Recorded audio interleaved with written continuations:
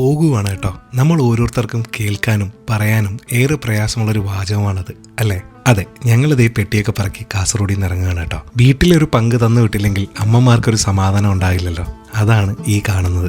കല്യാണം കഴിഞ്ഞ ശേഷം ഞാനൊരു 4 വട്ടം കാസർഗോഡ് വന്നിട്ടുണ്ടാവും. പക്ഷെ ഇതാദ്യമായിട്ടാണ് തിരികെ മടങ്ങുമ്പോൾ ഇത്രയധികം വിഷമം ഉണ്ടാകുന്നത്. ചിലപ്പോൾ തെയ്യങ്ങളോട് തോന്നിയ ഇൻഫാക്ച്വേഷൻ ആകാം, ചിലപ്പോൾ ഇത്രയധികം ദിവസം ഇവിടെ ചെലവഴിച്ചതുകൊണ്ടാകാം, അറിയില്ല. എന്തായാലും മടങ്ങിപ്പോകാതെ വേറെ വഴിയില്ലല്ലോ. അങ്ങനെ അച്ഛനെയും അമ്മയും ദിപ്പോ വരാം എന്ന് പറഞ്ഞ് സമാധാനപ്പെടുത്തി ഞങ്ങൾ ഇറങ്ങി.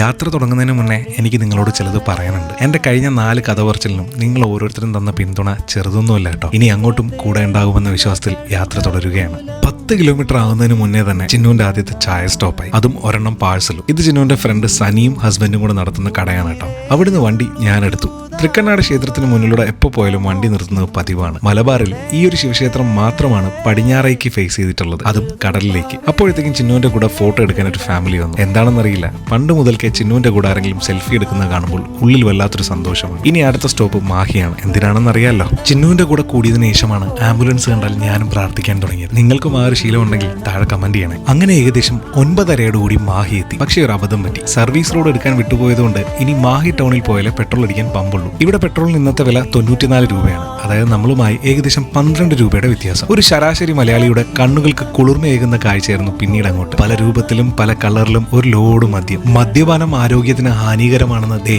എന്റെ ഭാര്യ പറയാൻ പറഞ്ഞു കേട്ടോ.